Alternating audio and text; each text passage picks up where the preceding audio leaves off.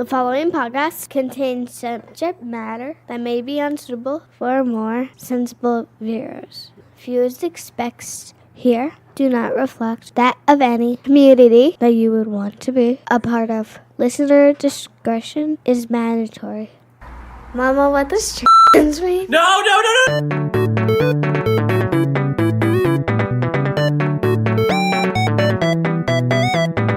Okay, so yeah, Ree. Yes. I'm sorry, but Jeremy Irons looks like Jordan Peterson. No, Jordan Peterson wishes he looked like Jeremy Irons.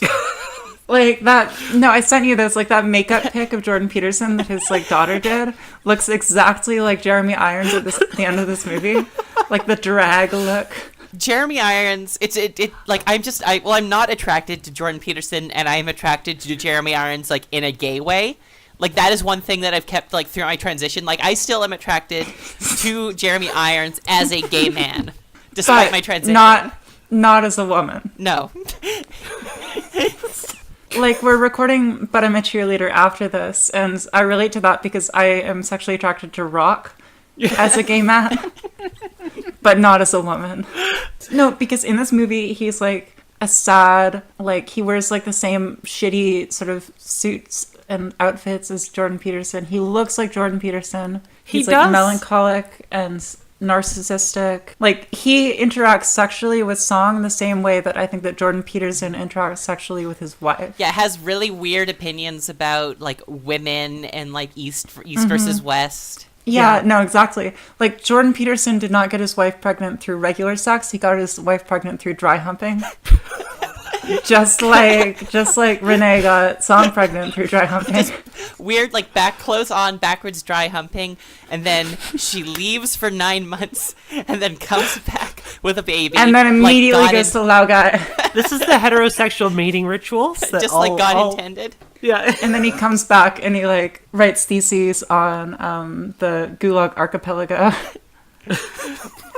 Is it still a gulag if it's in China? Because aren't they, like, functionally the same thing? No, they're different. Okay. Okay, so that's racist. Clearly, you have not read The Little Red Book, because if you had, you would understand that Lao Guy. Yo, who has read it, though? Raising exercise. Jordan Peterson has definitely read that book.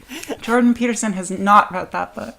No, I think it's the only communist literature he has. No, you're thinking of the other Little Red Book. The Communist Manifesto. No. Oh, right. I guarantee Jordan Peterson has not read Mao's Little Red Book. He knows literally nothing about Maoism or what makes it distinct from Marxism-leninism. My grandparents actually had a copy of the Little Red Book, like, just on their bookshelf growing up, which was very far. Grandparents revolutionaries? No, I think because they're back in the 70s, people would just hand them out, and they just never bothered to throw it out.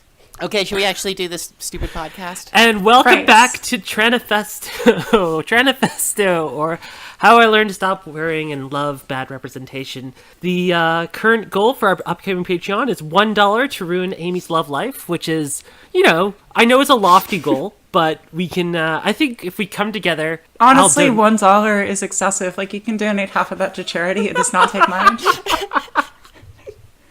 Like, 50 cents to ruining my love life, 50 cents to the Trevor Project.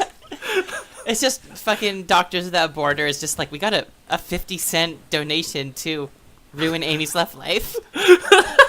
I honestly don't think I need the financial support to do it. I think I'm okay. Both our charity cases, if you donate, you get a tax receipt. Good job. Hey, welcome back to Tranifesto. Yes, Tranifesto, or How I Learned to Stop Worrying and Love Bad Representation. I am one of your hosts, Madeline Hops. I am joined today by... Amelia Blair. And Ree. And that bitch. And that bitch, Ree. Our bitch. Our wonderful bitch. We love our bitch. Yeah, bitches for the pod. We stand everybody. a bitch. Bitchafesto. So, yes, for this week's episode. This episode brought to you by Jordan Peterson looking Jeremy Irons. Mao Zedong. If you haven't been able to guess, we are watching the David Cronenberg film from the early 90s, M. Butterfly, not to be confused with Madame Butterfly, but Which I M. don't Butterfly. think- Although I don't the think M it- does stand for Madame. Yeah, It I don't does, think anybody's but- gonna guess because I don't know if anybody's ever actually seen this movie. That's Yeah, true. but it's going to be in the title. And we're Exactly. going to do I think- promotional tweets. Come on. I'm just saying we keep up. shouldn't. We're gonna annoy we shouldn't people. expect anybody to have ever seen this movie or to like know that it existed prior to this. I think it's worth watching. Oh, absolutely. Don't worry about spoilers because I know you're probably not going to watch it, but it's worth watching. I mean, we'll get into the film shortly. I'm sure we're all going to have our opinions on it. But just a brief synopsis of the movie. So, M. Butterfly is a 1993 American romantic drama film directed by David Cronenberg, our boy Cronenberg. Our boy. And much like Yes. much like all of Cronenberg's films, there's definitely body horror in this, which again we'll get to shortly.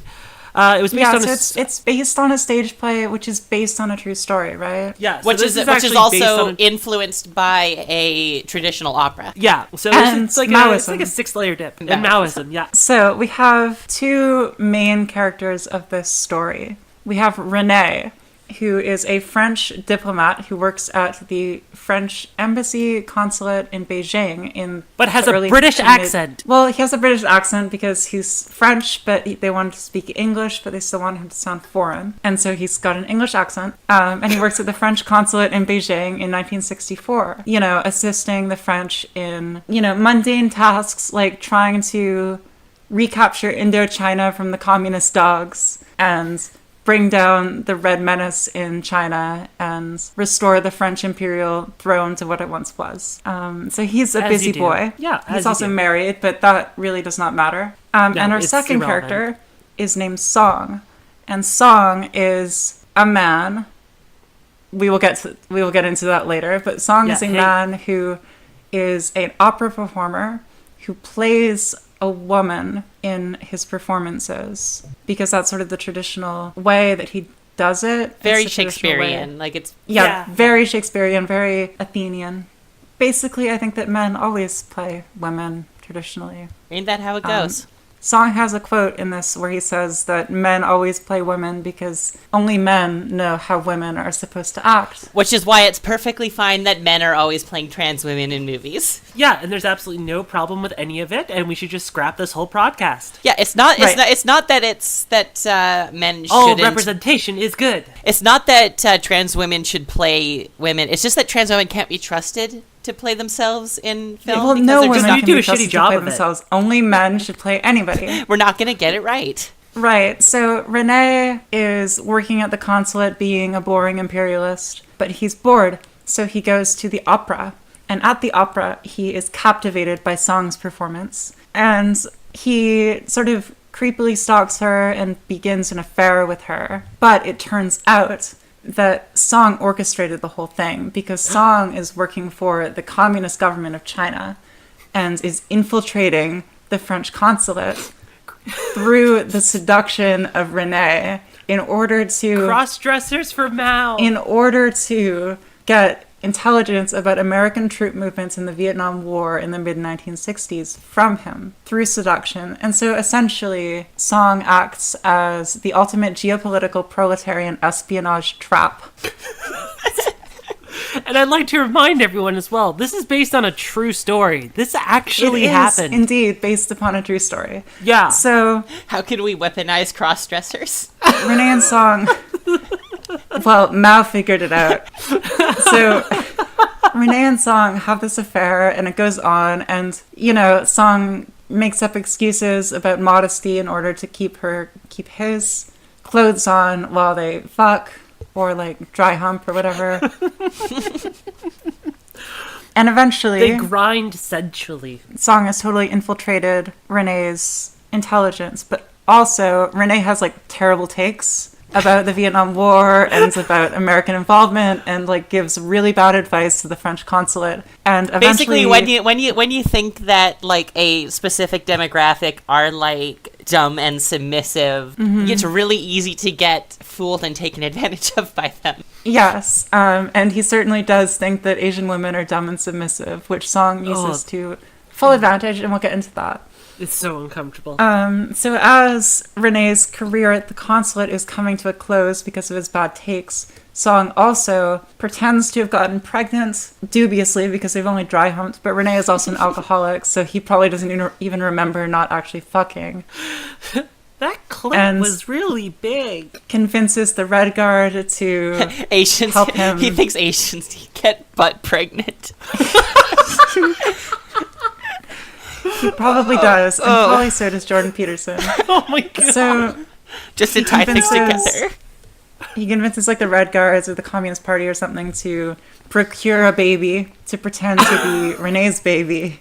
This actually happened, by the way. That part was Yeah, accurate. that happens Yeah. in the real world. And then says it is tradition for him to go back to live with his family for 3 months while he raises their son. And during that time, Renee, his career falls apart and his marriage falls apart. And Song comes back with the baby, but then says, no, the Red Guards have arrested me because I am an artist and sent me to Laogai for re-education through hard labor. Which was true. with the that, baby. that did happen in that part was accurate. in the narrative. Yes. And so Renee loses his job, loses his transvestite Asian GF, Loses his goddamn mind. and goes back to Paris and basically becomes a lonesome alcoholic in Paris. And Song eventually comes back and follows him and comes and lives with him and convinces him to get a job as a courier for the government, and it convinces him that he has to use that job to provide intel to the Chinese government in order to keep their son safe and let them see him again. And then they both get arrested by the French. Because And- obviously, like instantly, like it happens like the next, like it's like, oh, I'm gonna do this, and like the next scene they get It takes arrested. a while.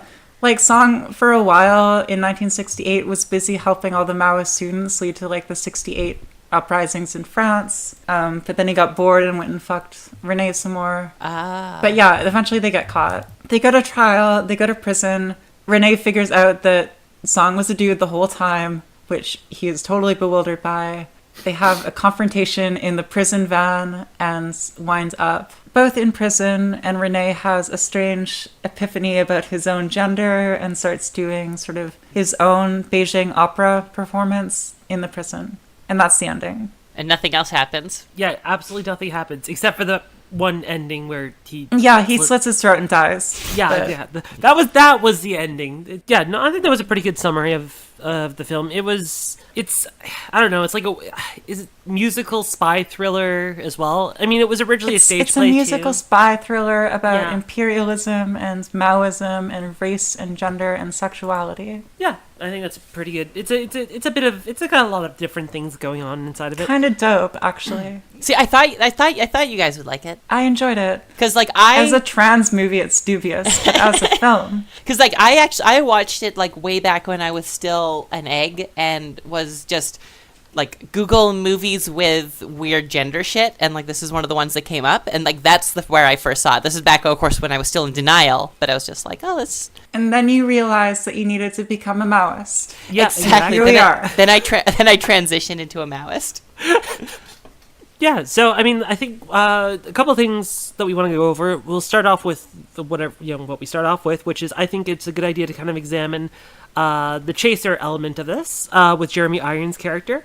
Does anybody want to kind of get in? Yeah, Renee. Does anybody want to kind of get into that? So I like noticed this right away, like watching this recently, is that there, and this is assuming that this is placing the racial element and the cultural element in the same place that you would put like the element of the transness, because Jeremy Irons he's like an alienated person trying his best it's his job to understand the culture around him, but he has no idea what he's doing and no idea like what he's talking about. So the moment that he meets like an alluring, so the moment that he meets like an alluring woman who is down to talk to him about like imperialism and colonialism and stuff, and he immediately Call him a white devil. Exactly, and he immediately becomes enamored because he's like, oh, I'm a fucking woke bro, and let's talk, and this chick wants to talk about fucking imperialism, and like I get to... In fact, he has like really fucked up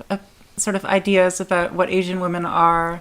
Yeah, he has all of the Western, submissive, toxic, racist stereotype of Asian women as submissive and as subservient, and as sort of the ultimate feminine archetype, which he absolutely projects upon her, which is probably part of why he never clocks her. It's also true. Also, too, just a part quick of why disclaim- he sort of builds this dynamic with her of domination, which we'll get into as well. For sure. Just a quick disclaimer as well.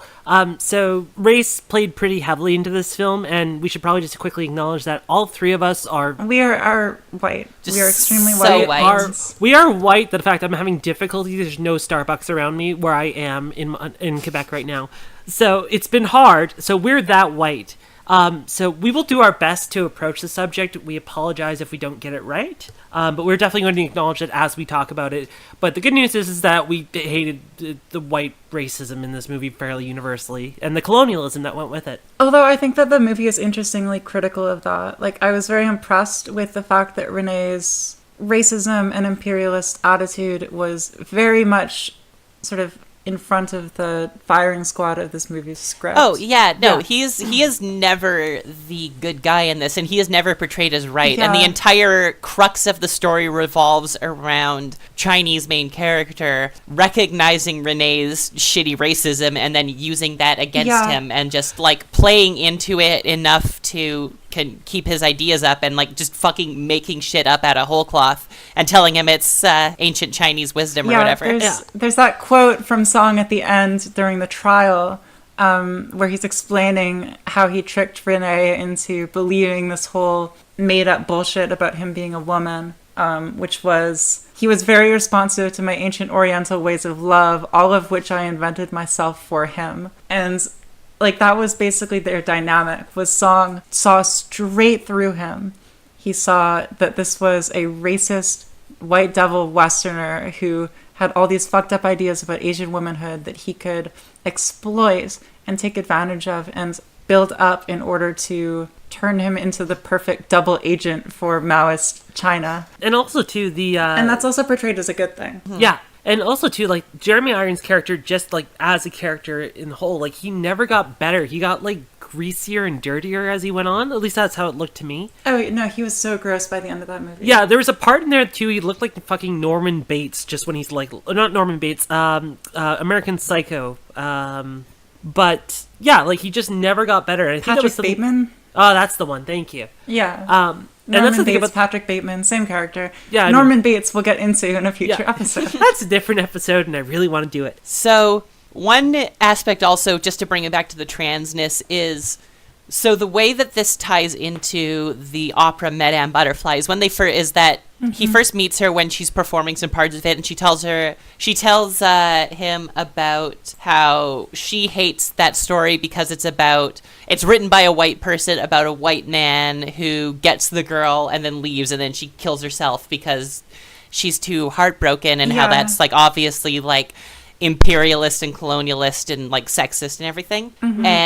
But there's also a part of it where when they're talking about that and he's projecting that character onto her or for the entire thing, and like it creates sort of a romanticization and fetishization of tragedy, which is sort of what people do to trans people a lot, like the idea of, oh, it must be so hard to be you must go through so many struggles, let me be like a strong person who can help you. Yeah. And that's something that, like, when Song told Renee that he was pregnant, that was something Renee said. He was like, I'll save you, I'll take care of you and I'll save you and I'll be here for you and I will be your savior. And that is how Renee saw himself, as this, he had this like intense savior complex where he was the strong Western man who was come to save this innocent and vulnerable Asian woman. Yeah, and I mean, and it kind of relates to like chaserdom, which is the whole idea. Like, a lot of chaser guys. By the way, just a quick definition: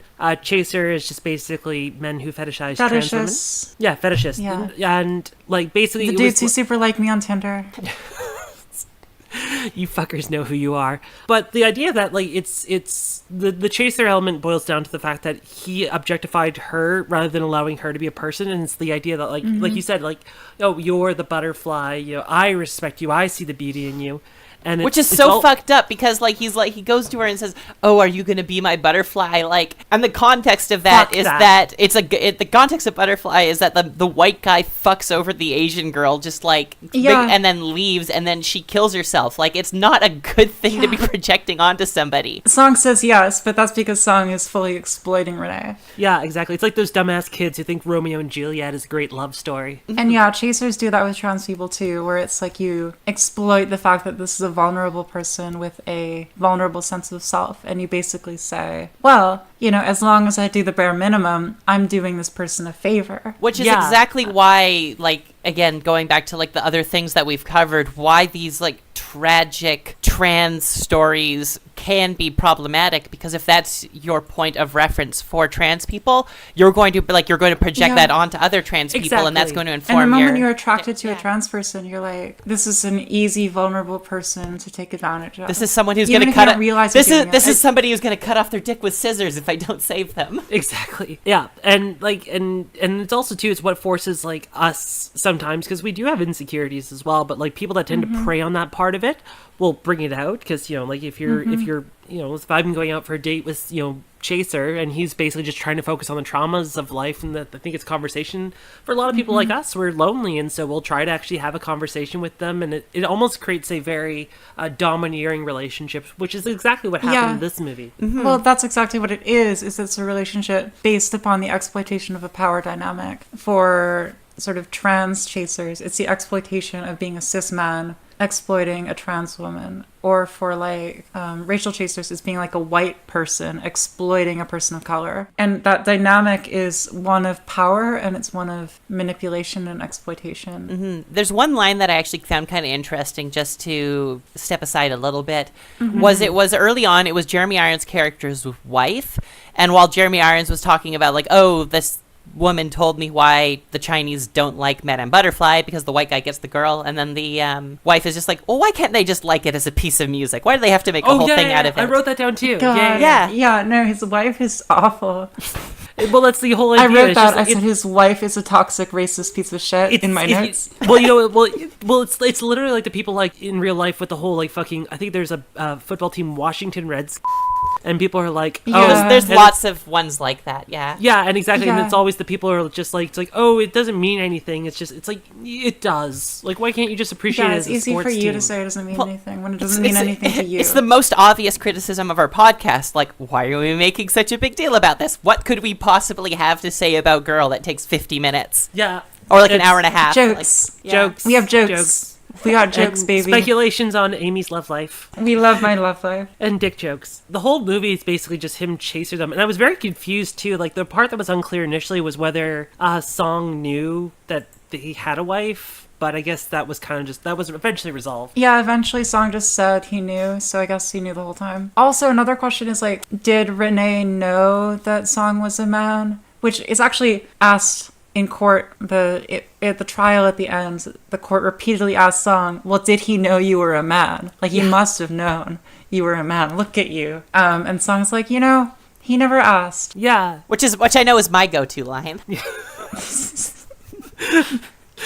Yeah, same. We just don't talk about it. No, exactly. Don't ask, don't tell. Yeah, you just keep your clothes on the whole time. Well, I think that that's a good place. That's a power move. That's a good place to go into talking about Song and the weird implication of Song's gender identity in this film. Who the hell is Song? So we've been using he, him pronouns mostly. We've been jumping back and forth. And we did have a discussion about this. Yeah, which we have not been sticking to. The reason is because the movie sort of maintains that he's a man. I don't think the real life Song was very clear and lived a lot of his life as a man. And so I think it's easiest to use he, him pronouns, because certainly we can't say that Song is a trans woman. Yeah, so this is like, I think we can either say cross-dresser performative or a gay man in denial.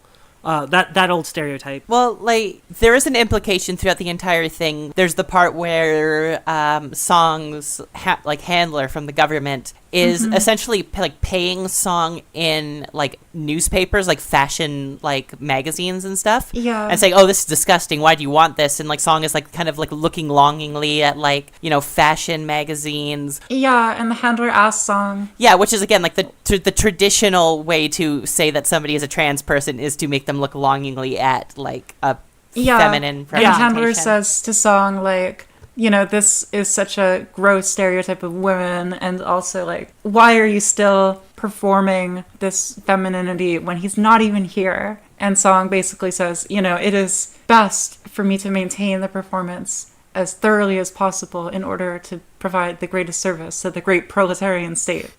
Which, great deflection, I use that all the time.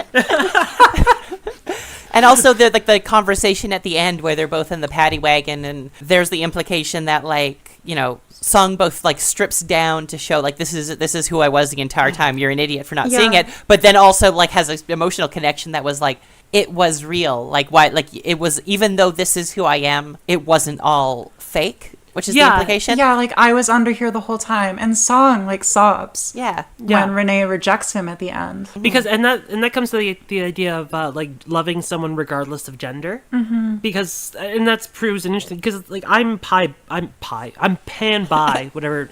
I'm pi. We're gonna call it pi. We're gonna bring the two together. Bisexual. Yeah, bisexual. So gender is absolutely irrelevant to me in the attraction of somebody. It doesn't matter, and so. I guess it's the interesting idea of like when a lot of us transition, there is a sense that a lot of our friends do walk away from us, and some family members do walk away from us because even though they said they love us, the fact that we switch genders for them is directly built into that ability to love someone. Mm-hmm. Whereas, you know, in reality, it should be, you know, you love someone regardless of that, but I don't find that often happens. And this movie kind of exemplified it in that moment with the rejection. Yeah. Like Renee sort of says to Song, I loved the woman you performed, but no one else could come close to that performance. Even though the same person is right there. Yeah. Yeah, but he's not doing the performance anymore. It was the performance that Renee loved, which wasn't a real person. Which is like also fits into the fetishization element of it. Like he never loved her. He was always projecting something onto this person. So once there is like the thing that is being projected onto changes, like that shatters the whole illusion. Yeah, and like what he loved was that he fully performed the archetype that he expected of an Asian woman. Yeah. Better than any real person could have, because it was fake, because it was constructed, because it was exactly what he wanted. That creates like some really interesting dynamics compared to like, you know, the conversations that you have after transition, because a lot of times when people are pre-transition, they are putting on a character. They are like performing masculinity. Yeah. Well, aren't we all putting on a character? Well, of course. But I mean, I don't care anymore. Nobody here speaks English, so I'm all good. But you're absolutely right. Like, people fall in love with the character that we create over time, which is, like, just kind of aside from this movie for a second on how much fault lies where. Because there's the fault of the audience who believes the lie, even though they say they know you, versus the fault of you for creating that lie based on a perception of other people as well. Well, I mean, Song created the lie to steal secrets from the French consulate about American troop movements in Indochina. Yeah, that's why I transitioned. So it's totally her fault. How much of that, like, because we don't know what Song was like before that. We don't know how much of themselves Song was bringing into that role. And, like, obviously, like, there's the implication that, like, you know, as a performer, as an artist, this is just kind of how he was. And they were using that rather than getting him to, like, play this role. Like, I don't know, because we don't know, you know, the prequel to the character, so it's kind of hard to like tell exactly what is real and what is performed. Well, it could also be a situation which it's a commentary on like gender fluidity for people that are that way, because if Song is themselves in both places, you know, it could be argued too that maybe Song was gender fluid, especially the character they're based on in real life. Yeah, like the character in real life said that both men and women saw something in me, and it doesn't really matter what I was or what they were, which is interesting, and it certainly is sort of a commentary on gender fluidity or the irrelevance of gender.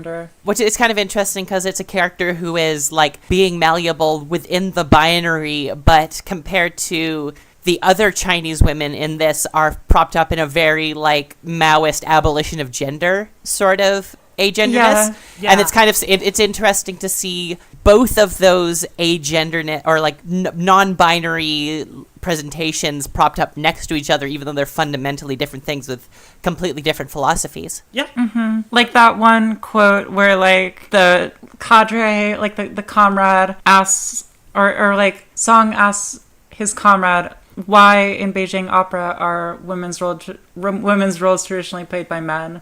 And she replies, most likely a remnant of the reactionary and patriarchal social structure. And that is sort of the political space in which Song was operating. Well, she's right, but you shouldn't say it. Well, that's kind of what online is like, isn't it?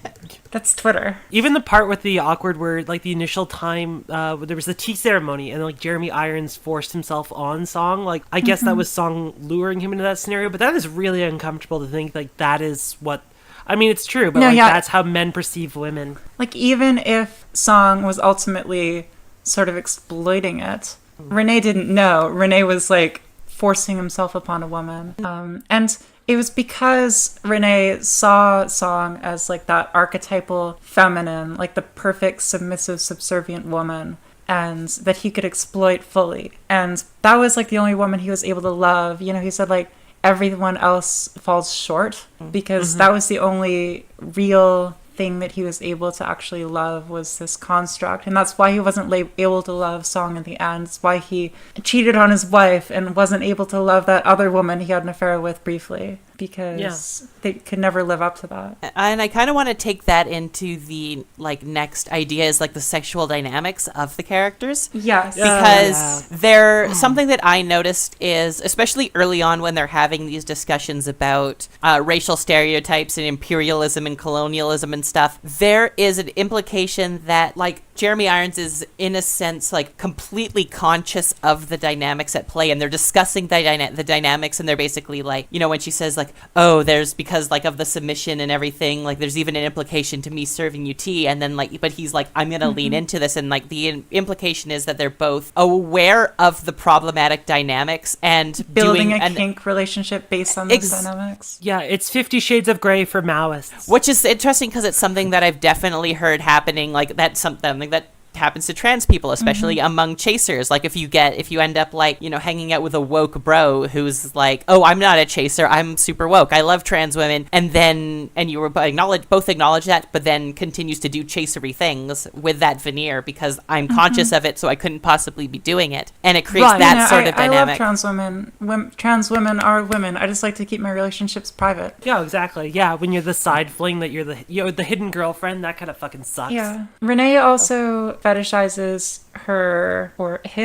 fetishizes Song's body, like the lack of developed womanhood of it. Like Song is like, why are you still interested in me despite having the chest of a boy? Yeah, and exactly. Renee says, you don't have the chest of a boy, you have the chest of a schoolgirl, which is so much worse. That is so much worse. Fucking gross. Yeah, no, and of course Song is like playing it up and exploiting it, but it's fucking disgusting. It's like some of the lines they could drop on you that maybe it's not meant to. Again, the chasery parallel, like lines that they drop on you that they think are supportive but aren't. Like, oh, I would have never known you're not a woman. It's like, oh, I mean, there are some like, you know, lesser harsh ones, but there's things like I still like one would be I still think of you as a woman even though you have a penis. It's like those can be comments that are made in maybe an earnest intent, but come across really, really bad. Yeah. What this reminds me of actually every message I receive on Tinder. Yeah, exactly. One thing I would have never known you were trans. Okay, shut up. You look so good. Like, when was your transition? I would have never known. You look so good for being a secret Did you get a man. boob job? You don't look like a trans woman at all. Thanks, guys. So the thing that this reminded me of was it was an interview with the writer, the journalist Natasha Lennard, and she was talking about how she was in a shitty relationship where her partner would use basically pressure her into doing threesomes but like treating it as like a form of praxis, like getting somebody to do like kinky sex or whatever that you might not want to do, but because since it's against the norm, it's like, no, it's praxis. No, we're sticking it to the like powers that be. Oh God! By having fucking threesomes with like other girls that I also want to fuck. Yeah, like polyamory is praxis, and you should Exactly. be polyamorous. That is exactly what I'm like talking about. The fucking enforced That's polyamory like of every woke dude Yeah. in Vancouver. That's exactly what I was getting at. And yeah, that certainly is.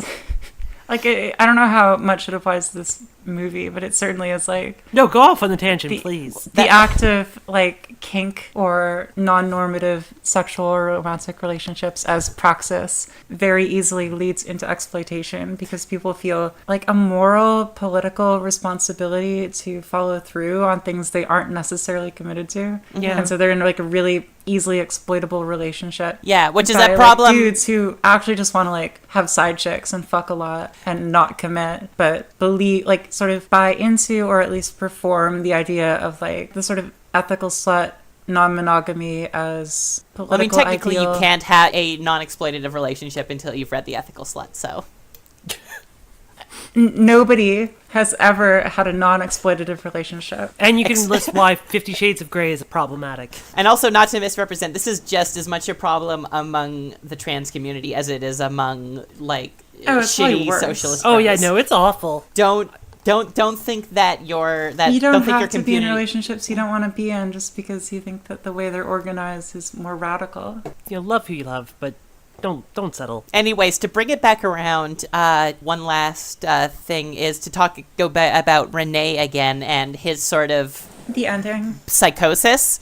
Well, also, like, even just to start out, like, it's interesting to see this character doing this and presenting him as, like, this emasculated, alienated man who is, A soy boy. again, like, yeah, well, we see him as, like, you know, somebody who just is fucking miserable and... He's so insecure. Like in his job, when he gets promoted to vice consul at the French embassy, he's so fucking insecure. There's this incredibly painful to watch scene where he's sitting there in front of his new team who are all older than him, and he's like fidgeting in his chair and saying, you know, like, clearly I have a lot to learn, but you know, y'all have to let me learn, please. And it's really just emasculating. He's I'm trying to think of how to say he's a cuck without saying he's a cuck. No, you can just say he's a cock. He's a cuck.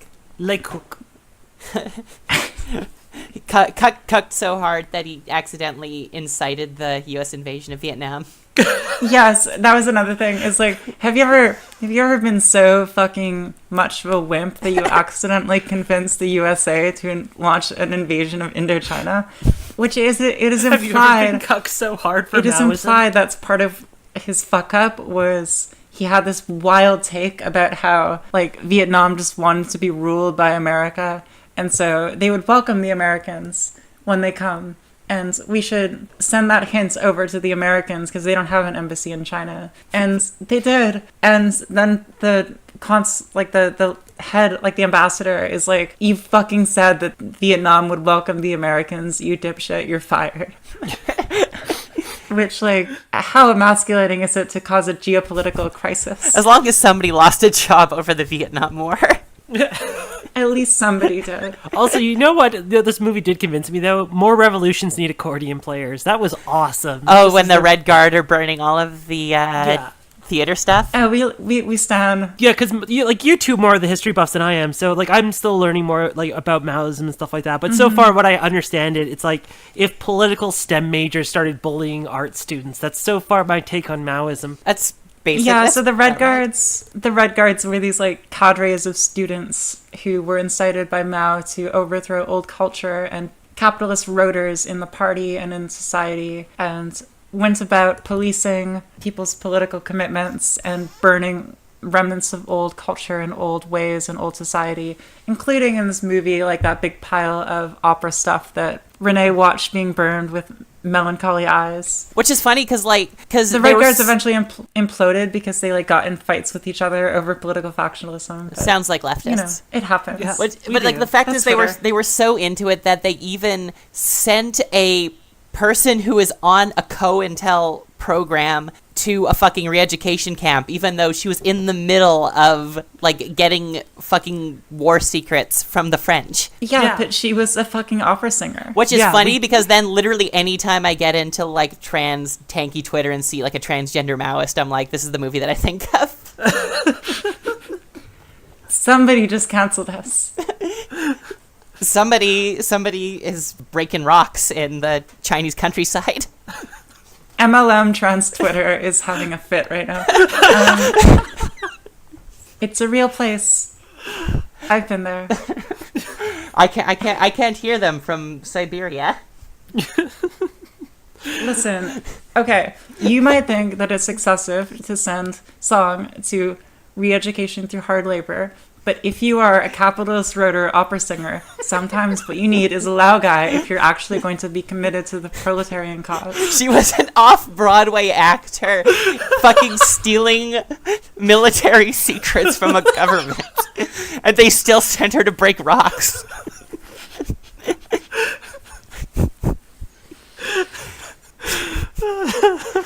So, Song gets out of that and goes over to France and immediately incites the 1968 uprisings in France. So, And I love how that ended. How she went over there and they are both living their shitty lives, and just to get by and continue to get by, she forces him to take a shitty job where he could potentially steal secrets. And they're obviously they must have been living a miserable life, because they were there for a year plus or something, living in a shitty Parisian apartment. It was 3 scenes in the movie, but they were there a long time. Which is funny. What it reminds me of is there's a Zizek line from Pervert's Guide to Ideology, where he's ideology. Hot dogs. Where he's talking about how the real tragedy of Titanic would have been if they had actually both survived and they got together and went on and had a shitty relationship afterwards, if both the characters in the Titanic, which is kind of what this is about. Whereas the tragedy is actually almost the best outcome. Yeah, which is kind of what this is about, because again with Madame Butterfly, the American fucks off and the girl kills herself, but in this one they end up they just kind of keep going, and things just get worse and worse, and then Jeremy Irons ends up dying in jail. Well, he kills himself, and she actually Song in the real story at least served the prison time and then lived in Paris for the rest of his life. I saw there was a quote. It was the I think in the 80s the president of France pardoned him and basically said this is a really stupid story. This is exactly. This is you were in prison for a really stupid reason. We don't care. And also, just too, as a little interesting tidbit as well, apparently the character that Song, or the person that Song was based on, apparently didn't talk much about it until just before they died, where they actually said that they had feelings for the French dude. Which again, which is interesting implications for the entire thing.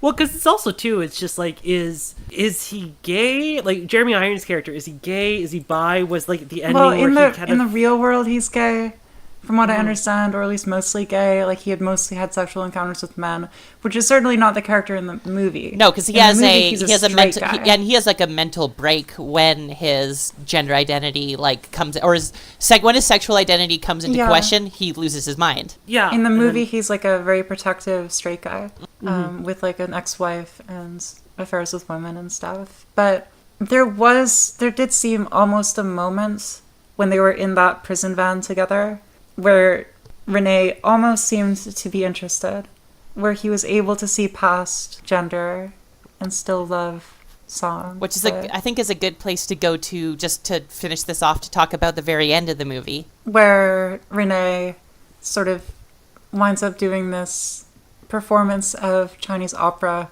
where he puts on makeup and a wig and women's clothes, and himself identifies as Madame Butterfly, and what the fuck that was about. Well, it was interesting because the whole monologue he sort of starts out by saying that there's this idea, this perfect woman, and it sort of is implying that but the man that he thought was the perfect woman wasn't worthy because he wasn't actually the perfect woman.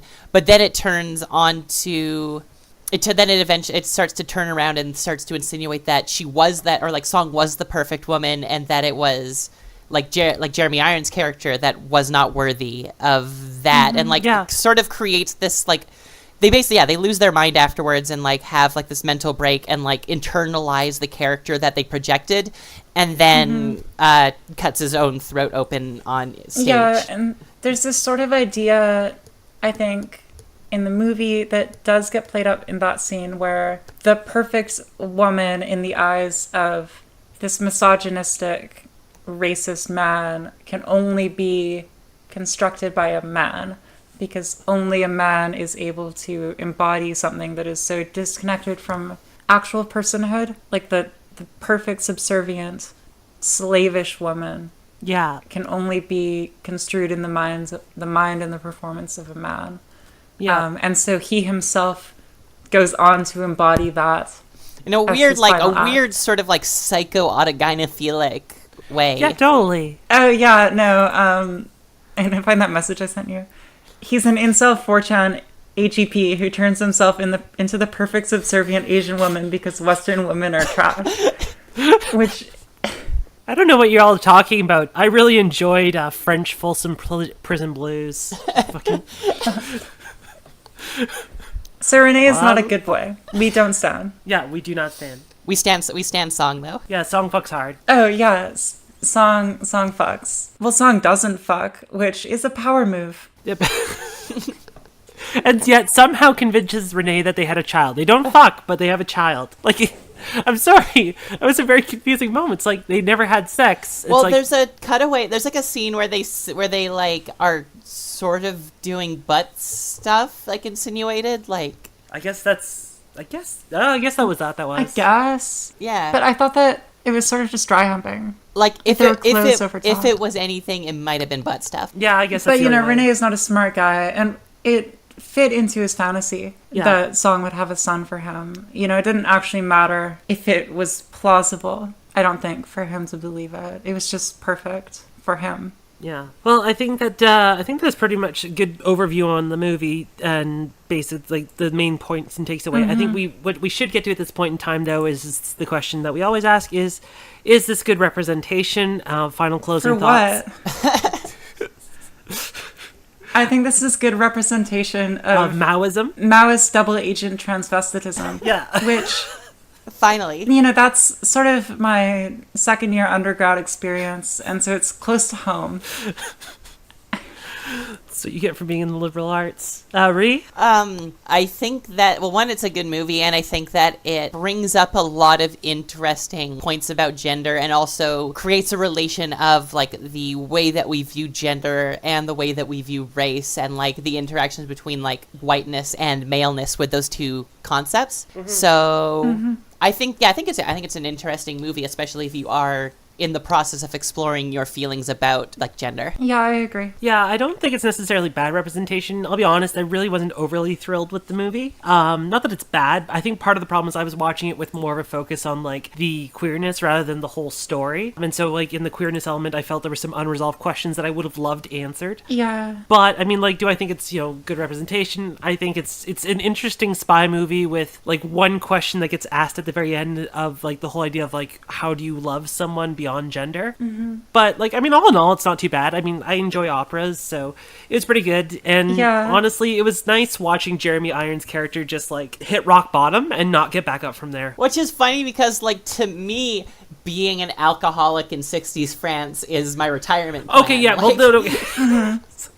Okay, that's a valid point. That is an absolutely valid point. And also, too, can we also just appreciate that French prison in the 1960s, apparently everyone enjoyed theater so much that, like, if a dude got into a room with a bunch of guys and, like, dressed up in makeup and, like, they just appreciated it for the art form and not some creepy, like, we're gonna see you in the shower afterwards situation. Yeah, no, they all, like, applauded. They loved it. Yeah, That was exactly. a cute scene. I need to go to French prison. It seems pretty dope. Yeah, no, I enjoyed the movie. There's Maoism. There's...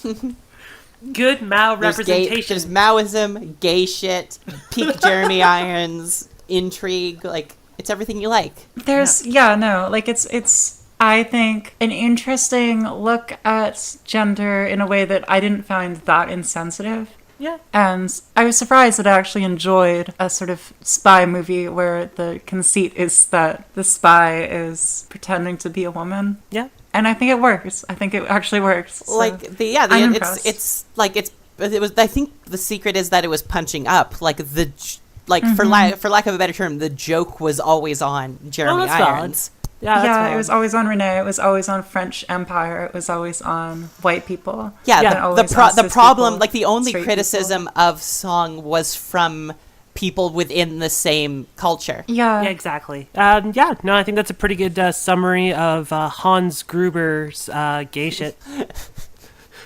Hans Gruber meets Maoism.